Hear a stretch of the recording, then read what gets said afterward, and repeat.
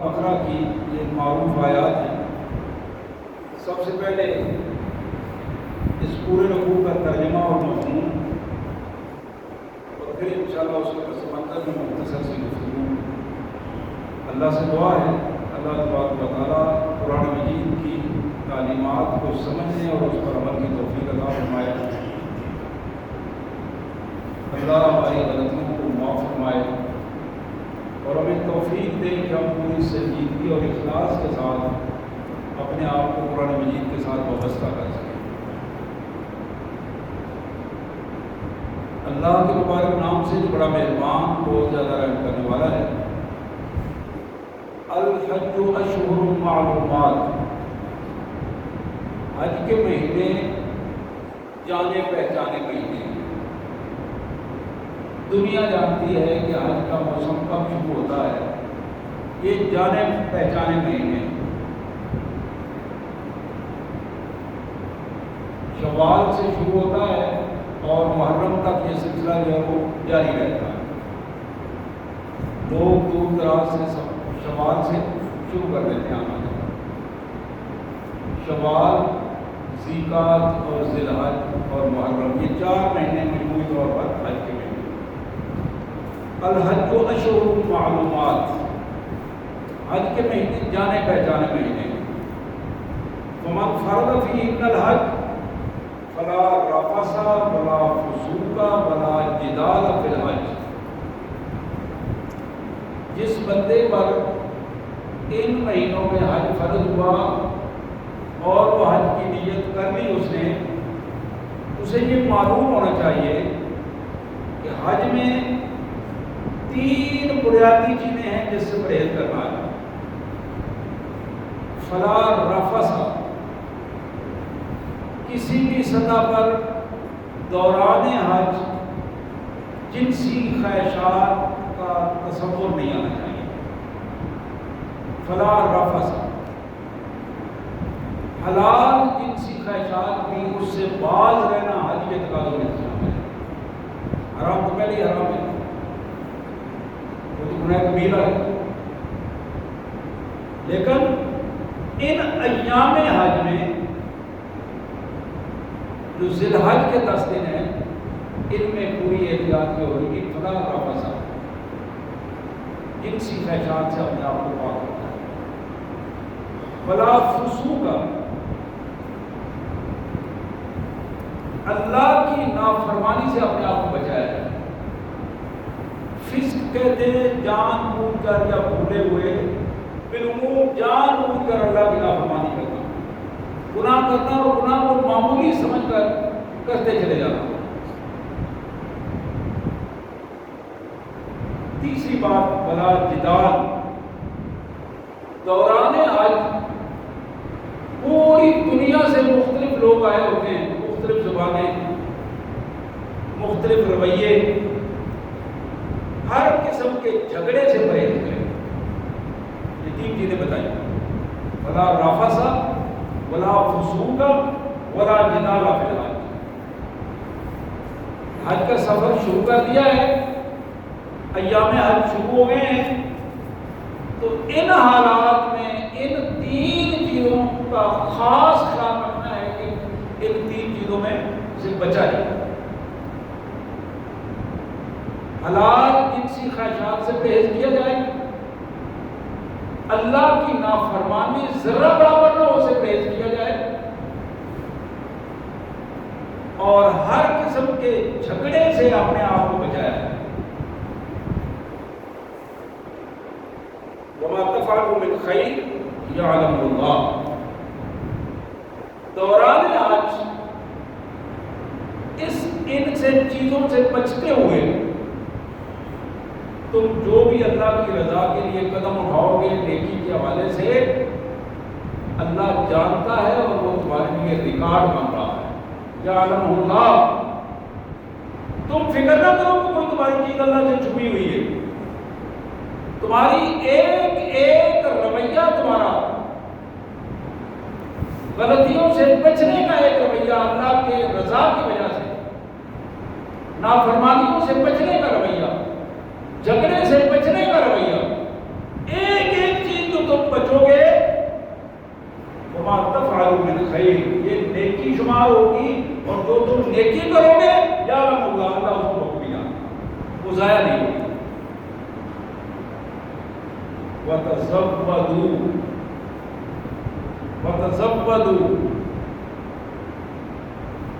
اس سفر کے شروع ہونے سے پہلے زیادہ راہ لے لو، سفر کا خرچہ اخراجات تمہارے پاس ہونے چاہیے، ان کا بندوبست کر کے چلو تاکہ راستے میں کسی سے آپ کی مانگنا نہ پڑے، محتاجی نہ ہو، کسی کے سامنے ہاتھ نہ پھیلانا پڑے۔ وَتَزَوَّدُوا، زیادہ راہ لو، اور ہاں سن لو فَإِنَّ خَيْرَ الزَّادِ التَّقْوَىٰ، راستے میں چلتے ہوئے جو بہترین تمہارا زاد راہ ہے وہ تقویٰ ہے۔ کھانے پینے کی چیزیں، ضرورت کی چیزیں وہ تم لوگے، وہ ساتھ ساتھ چلتے رہیں گے، لیکن اس سارے سفر میں جو بہترین زاد راہ، جسے سب سے زیادہ جس کی تمہیں کوشش کرنی ہے، اس کا نام تقویٰ ہے۔ فَإِنَّ خَيْرَ الزَّادِ التَّقْوَىٰ وَاتَّقُونِ يَا أُولِي الْأَلْبَابِ، وَاتَّقُونِ يَا أُولِي الْأَلْبَابِ، اللہ فرماتے ہیں عقل والو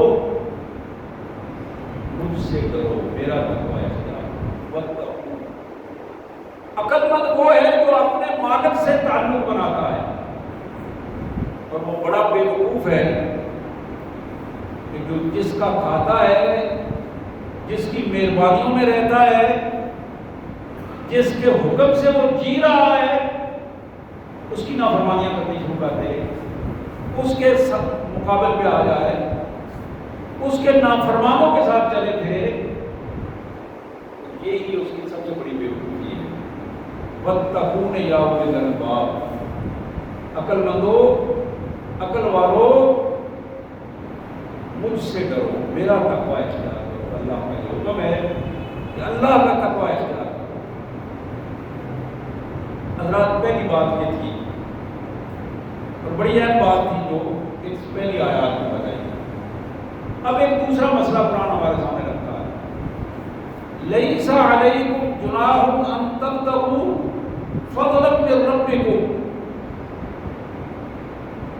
اس سفر کے دوران تم سفر بھی کرتے رہو، مسلسل اپنی منزل کی طرف چلتے رہو، لیکن اگر ساتھ ساتھ کوئی چھوٹا موٹا کاروبار کر کے تم رزق کماتے رہو تو اس میں بھی کوئی حد نہیں۔ جہاں سے کوئی چیز لے جاؤ، راستے میں بیچ دو، پھر خرید کے آگے پھر بیچ دو، پھر خریدو پھر بیچ دو، یہ بھائی جہازوں کا سفر نہیں تھا، لمبے سفر ہوتے تھے، کئی مہینوں پر مشتمل ہوتے تھے۔ اللہ فرماتے ہیں کہ تم سفر میں یہاں کو کاروبار کرتے کرتے چلے جاتے ہو، وہاں اس میں لَيْسَ عَلَيْكُمْ جُنَاحٌ، اس میں کوئی حد کی بات نہیں۔ وہاں جا کے کوئی کاروبار کر دو، عبادات سے فارغ ہو کر کوئی چھوٹا موٹا کام کر لیتے تو اس میں بھی کوئی حد نہیں ہے۔ بعض افراد کے ذہن میں یہ بات آتی ہے کہ میں تو حج کرنے آیا ہوں، تو یہاں یہ کمائی کرنے کا نہیں مطلب، یہ کمائی اگر حلال انداز میں اللہ کے حکم کے اندر رہتے ہوئے کوئی پتہ کرتا ہے، اللہ فرماتے کوئی حد نہیں، یہ سہولت اللہ نے بندوں کو دے دی۔ پھر فرمایا وَإِذَا أَفَضْتُم مِّنْ عَرَفَاتٍ فَإِذَا أَفَضْتُم مِّنْ عَرَفَاتٍ فَاذْكُرُوا اللَّهَ عِندَ الْمَشْعَرِ الْحَرَامِ وَاذْكُرُوهُ كَمَا هَدَاكُمْ وَإِن كُنتُم مِّن قَبْلِهِ لَمِنَ الضَّالِّينَ۔ حج کے دن، خطبہ حج کے بعد جب تم فارغ ہو جاؤ شام سے پہلے پہلے، تو میدان عرفات سے نکل آؤ۔ فَإِذَا أَفَضْتُم مِّنْ عَرَفَاتٍ، جب تم میدان عرفات سے نکل آؤ گے تو پھر کچھ دیر کے لیے مشعر الحرام کے پاس کھڑے ہو کر اللہ کا ذکر کرو، وہاں کچھ دیر اسٹے کرو، رک جاؤ، مزدلفے میں رکو، اور وہاں اللہ کا ذکر، اللہ کی یاد اور اس کیفیت میں اپنا وقت جو گزارا۔ اور یہ کام اپنی مرضی سے نہیں، جو طریقہ تمہیں محمد رسول اللہ صلی اللہ علیہ وسلم نے سکھایا ہے اس کے مطابق یہ کام کرنا ہے، اپنی مرضی سے نہیں۔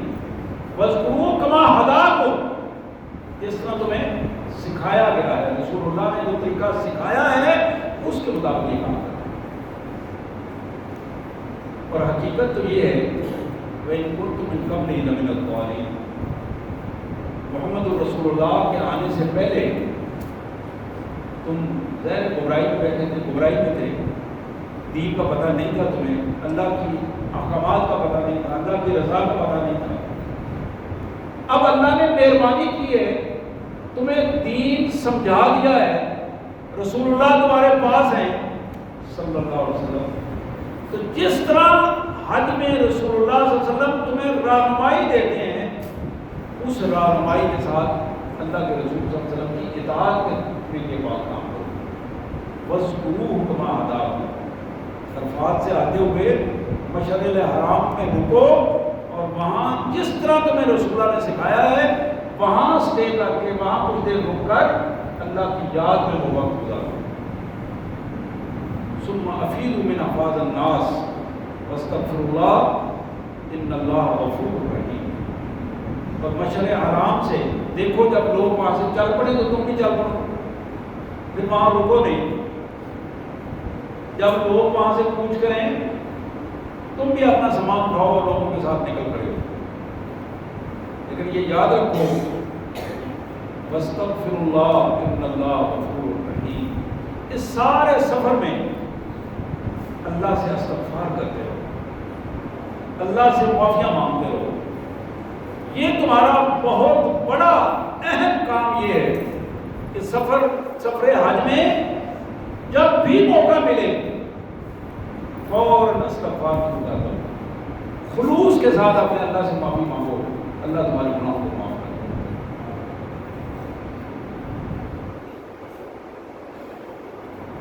حضرات، اس کے بعد ابھی آج کے ہماری یہ سکوت کا تیسرا مرحلہ شروع ہے۔ اللہ فرماتے ہیں ثم افیدوا من حیث افاض الناس فاذا قضیتم مناسککم فاذکروا اللہ کذکرکم آباءکم او اشد ذکرا فمن الناس من یقول ربنا آتنا فی الدنیا وما له فی الآخرۃ من خلاق۔ جب تم حج کے سارے مناسک پورے کر دو،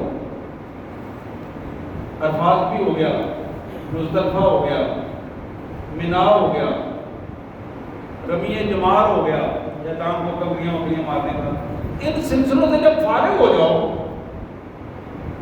تو جس طرح تم اللہ تبارک و تعالیٰ کے اس دین کی ہدایت سے پہلے تم حج کرتے تھے اور حج کے بعد بیٹھ کر محفلیں کرتے تھے اور اپنے آباء و اجداد کا ذکر کرتے تھے، اپنی قبائلی زندگی کا تعارف کراتے تھے اور وہاں مل کر شعر و شاعری کرتے تھے، وہ محفل تم منعقد کر سکتے ہو، لیکن وہاں کیا کرنا ہے؟ فاذکروا اللہ کذکرکم آباءکم او اشد ذکرا۔ تم جس طرح اپنے باپ دادا کا ذکر کرتے تھے، اب تم مسلمان ہو گئے ہو، اب تمہیں اللہ کی یاد اس سے زیادہ کرنی چاہیے، اللہ کا ذکر کرنا چاہیے۔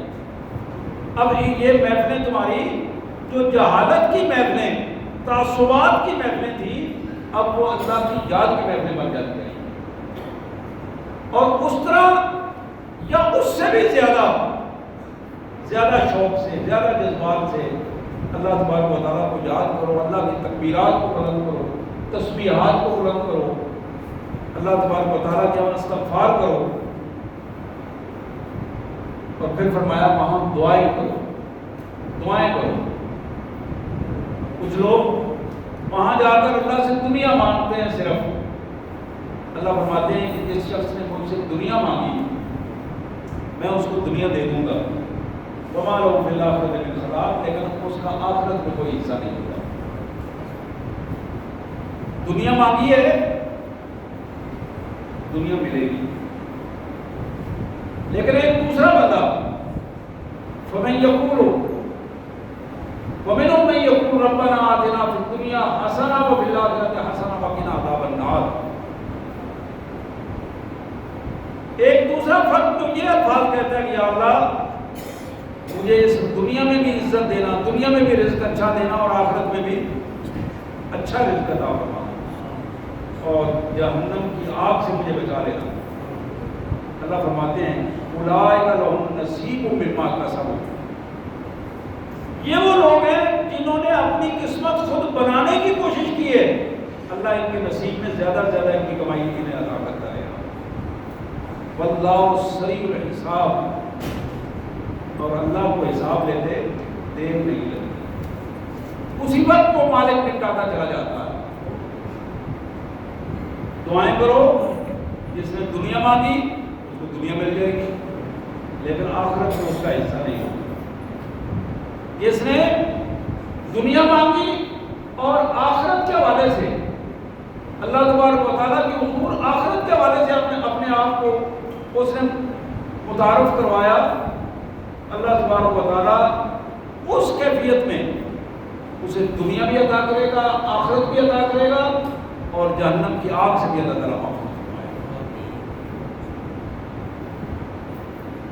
پھر چوتھے مرحلے میں اللہ فرماتے ہیں، یہ چوتھا مسئلہ ہے، بڑا اہم مسئلہ ہے، اس کے حوالے سے بھی وَاذْكُرُوا اللَّهَ فِي أَيَّامٍ مَّعْدُودَاتٍ وَمَن تَعَجَّلَ فِي يَوْمَيْنِ فَلَا إِثْمَ عَلَيْهِ وَمَن تَأَخَّرَ فَلَا إِثْمَ عَلَيْهِ لِمَنِ اتَّقَىٰ وَاتَّقُوا اللَّهَ وَاعْلَمُوا أَنَّكُمْ إِلَيْهِ تُحْشَرُونَ۔ اللہ فرماتے ہیں حج کے ایام مکمل ہو گئے، مناسک پورے ہو گئے، تم نے یہ سارے طریقہ محمد رسول اللہ صلی اللہ علیہ وسلم کے مطابق کر لیا، اور وہ اپنی محفلیں بھی منعقد ہوئی تمہاری۔ اب ایک چیز ذہن میں رکھو، ان معدود گنے چنے دن، ایک دو دن حج کے جو دن ہیں، یوم الحج ہے اور یوم النحر ہے، قربانی کا دن ہے، اور اس سے پہلے حج کا دن ہے، 9 اور 10 کا دن، یہ بنیادی طور پر 2 دن ہے۔ فرمایا فمن تعجل فی یومین فلا اثم علیہ، ایک آدمی 9 کو وہاں پہنچتا ہے، 9 ذی الحج کو عرفات میں جاتا ہے، 10 ذی الحج کو مینا میں آتا ہے، 2 دن میں یہ مناسک اپنے پورے کر کے وہاں سے نکل آتا ہے، فلا اثم علیہ، اس پر کوئی گناہ نہیں، اس کا حج ہو جائے گا۔ بڑی اہم سہولت اللہ تعالیٰ نے ارشاد فرمائی، فلا اثم علیہ۔ لیکن ایک دوسرا آدمی تو وہاں رہنا چاہتا ہے، مناسک حج بھی پورے کیے ہیں، ایک ایک جگہ پہ دیکھنا چاہتا ہے، رہنا چاہتا ہے، عبادات کرنا چاہتا ہے، مکہ مکرمہ کے سارے علاقے دیکھنا چاہتا ہے، مدینہ منورہ جانا چاہتا ہے۔ ومن تأخر فلا اثم علیہ، جو وہاں رہ کر تاخیر کر لے اور کچھ وقت وہاں اور گزار دے، فلا اثم علیہ، اس پر بھی کوئی گناہ نہیں۔ یعنی خواہ مخواہ ایک دوسرے کو تانا نہیں دینا، یار تم یہ کو حج ہے تو 2 دنوں میں واپس آ جاؤ، یہ کون سا حج ہے؟ اللہ نے فرمایا کسی کی زبان سے تانا نہیں نکلنا چاہیے، دوسرے کی عبادت پر نظر نہ رکھو، اپنی عبادت پر نظر رکھو، اپنے آپ کو اللہ کی حضور پیش کرو۔ فمن تعجل فی یومین فلا اثم علیہ، 2 دن پورے کر کے اگر کوئی بندہ وہاں سے مکمل کر کے نکل آیا، کوئی حرج نہیں، کوئی گناہ نہیں ہے۔ ومن تأخر فلا اثم علیہ، اور جو وہاں رہ گیا باقی دن اس نے اپنے مکمل کیے، اس پر بھی کوئی حرج والی بات نہیں۔ لیکن یہ سارا عمل، وہ 2 دن والا یا بعد والا، لمن اتقیٰ، اس کے لیے ہے کہ جو تقویٰ کے ساتھ یہ کام کرے، تقویٰ کے ساتھ، محض دنیا داری کے لالچ میں ذہن عبادات کی بجائے 2 دن میں ادھر ہی رہا، فلاں کام کس طرح ہو رہا، فلاں کام کس طرح ہو رہا ہے، کٹا نہیں اپنے دنیاوی معاملات سے، وہ بندہ اور پوزیشن میں ہے۔ لیکن جو بندہ تقویٰ کے ساتھ وہ اس نے 2 دن گزارے لیکن وہ 2 دن ایسے تھے کہ وہ دنیا میں ایسے نہیں تھا، اپنے رب کے ساتھ جڑا ہوا تھا۔ واتقوا اللہ، اللہ سے جڑے رہو، اللہ سے تعلق ہمیشہ بنا کر رکھو۔ وَاعْلَمُوا أَنَّكُمْ إِلَيْهِ تُحْشَرُونَ، یہ تمہارے ذہن میں رہنا چاہیے کہ بالآخر تمہیں اس کے سامنے پیش ہونا ہے، آخری فیصلہ اسی نے تمہارا کرنا ہے، اس کے سامنے جاؤ گے، ایک ایک چیز اس کے سامنے ہوگی۔ اب ایک 5ویں بات اسی رکوع میں، یہ ترتیب کے ساتھ اللہ تعالیٰ نے مسائل ہمارے سامنے رکھے ہیں۔ اللہ فرماتے ہیں فَمِنَ النَّاسِ مَن يُعْجِبُكَ قَوْلُهُ فِي الْحَيَاةِ الدُّنْيَا وَيُشْهِدُ اللَّهَ عَلَىٰ مَا فِي قَلْبِهِ وَهُوَ أَلَدُّ الْخِصَامِ وَإِذَا تَوَلَّىٰ سَعَىٰ فِي الْأَرْضِ لِيُفْسِدَ فِيهَا وَيُهْلِكَ الْحَرْثَ وَالنَّسْلَ وَاللَّهُ لَا يُحِبُّ الْفَسَادَ۔ اب ایک اللہ نے کردار ہمارے سامنے پیش کیا اور اس کی پوری مثال دی ہے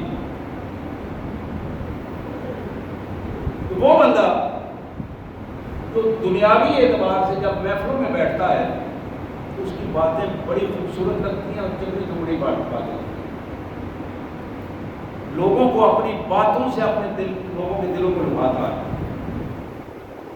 اور وہ بار بار یہ کہتا ہے کہ اللہ گواہ ہے، وَيُشْهِدُ اللَّهَ عَلَىٰ مَا فِي قَلْبِهِ، بار بار جو کہتا ہے، میں جو کہہ رہا ہوں قسمیں اٹھاتا ہے، اللہ گواہ ہے اس پر جو میں بات کرتا ہوں، اللہ کو گواہ بنا کر باتیں کرتا ہے اور بڑی اپنی طرف سے بنا کر خوبصورت باتیں کرتا ہے۔ وَهُوَ أَلَدُّ الْخِصَامِ، در حقیقت یہ بندہ بدترین جھگڑالو اور بدترین اللہ کا نافرمان ہے۔ اس کی نافرمانی کا کیا رویہ کیا ہے؟ وَإِذَا تَوَلَّىٰ سَعَىٰ فِي الْأَرْضِ لِيُفْسِدَ فِيهَا، اس کا پہلا جرم یہ ہے کہ جب بھی اسے موقع ملتا ہے تو پہلی فرصت میں اس کا پلان یہ ہوتا ہے کہ زمین میں فساد پھیلایا جائے، لوگوں کو آپس میں لڑایا جائے، اللہ کی اس زمین کو فساد سے بھر دینے کی کوشش کرتا ہے۔ وَيُهْلِكَ الْحَرْثَ وَالنَّسْلَ، یہ وہ ظالم انسان ہے جو اللہ کے بندوں کو ان کی کھیتیوں سے محروم کر دیتا ہے، ان کے کھیتیاں جہاں سے ان کے لیے رزق آتا ہے، ان کے کاروبار ہیں، ان کی زمینیں ہیں، ان سے آنے والے رزق کو روکنے کی کوشش کرتا ہے۔ وَيُهْلِكَ الْحَرْثَ وَالنَّسْلَ، اور انسانوں کی نسلوں کو تباہ کرنے کی کوشش کرتا ہے۔ وَاللَّهُ لَا يُحِبُّ الْفَسَادَ، اور اللہ ایسے فساد اور فسادیوں کو پسند نہیں کرتا۔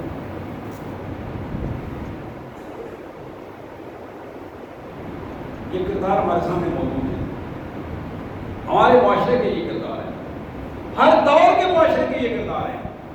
رسول اللہ کے دور میں بھی تھے، صحابہ کے دور میں یہ کردار رہے، آج بھی ہمارا ملک جب سے بنا ہے یہ بدترین کردار ہمارے ملک کی تاریخ کا حصہ رہا ہے۔ بعض اوقات ہماری آنکھوں میں پردے پڑ جاتے ہیں،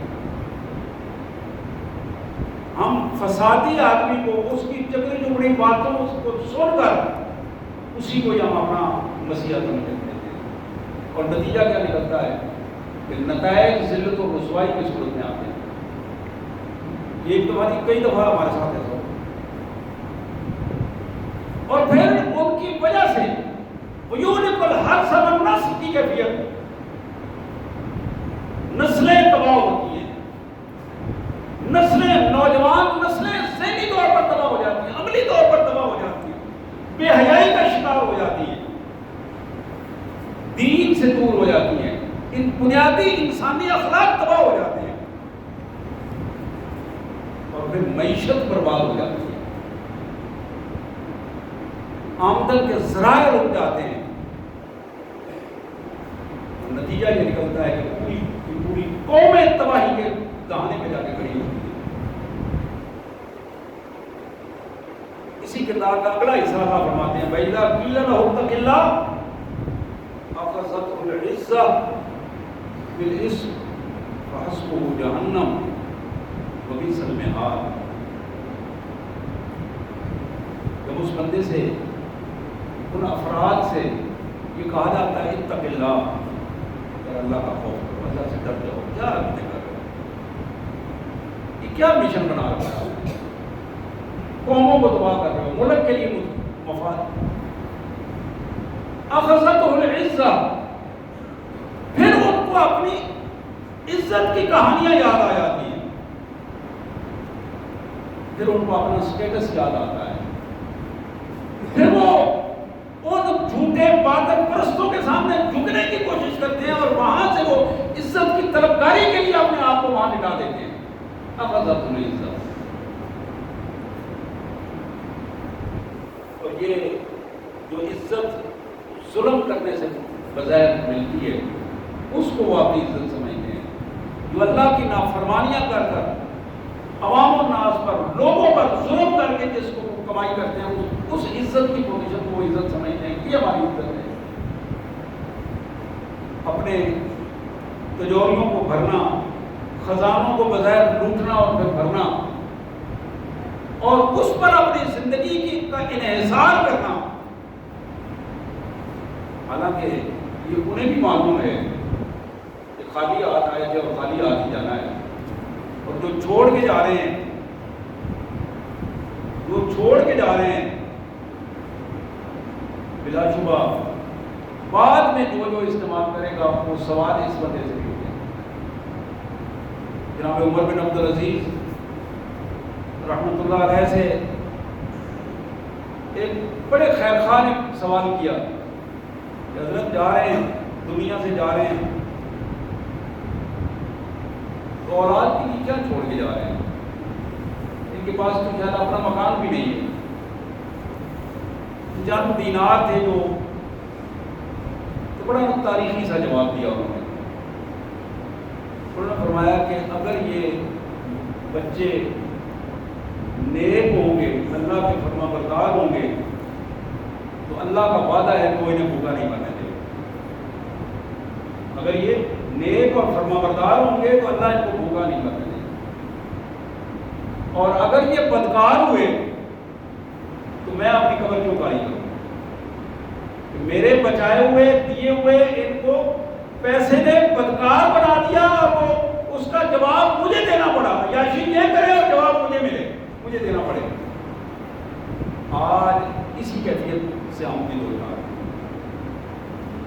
بچوں کے لیے مکان نہیں ہے، مکان بنا دیں، انہیں کاروبار بنا دیں، اس کی ہمیں فکر ہوتی ہے کہ اچھے سے اچھے تعلیمی ادارے میں ڈالیں، یہ ساری چیزیں اپنی جگہ پر، لیکن سب سے بنیادی چیز جس سے ہم غافل ہو جاتے ہیں وہ اس کی تربیت ہے، کردار سازی ہے۔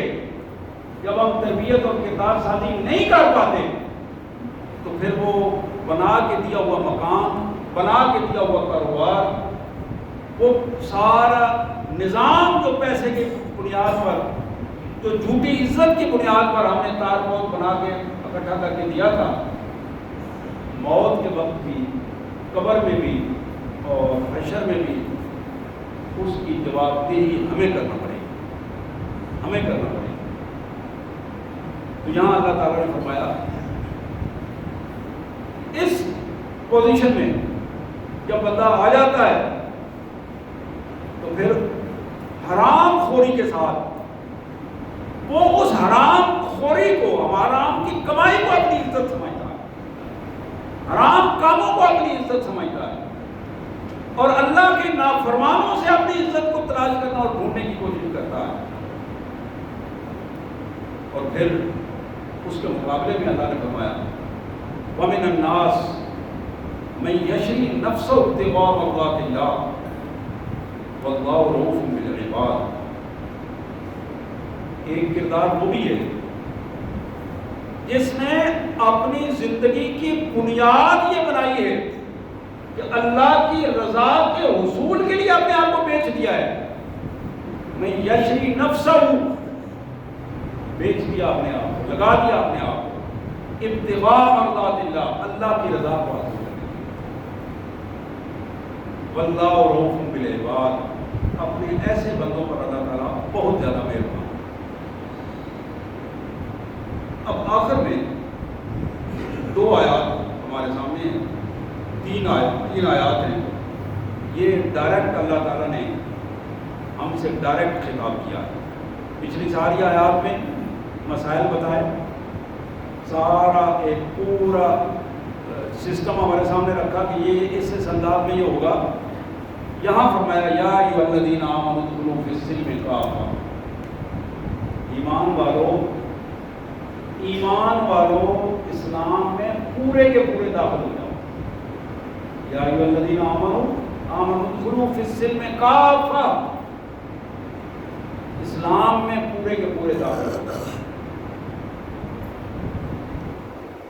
تمہاری ذاتی زندگی جس کو بالکل تم سوائے تمہارے اور تمہارے رب کے اور کوئی نہیں جانتا، اسے بھی اللہ کی مرضی کے مطابق ہونا چاہیے.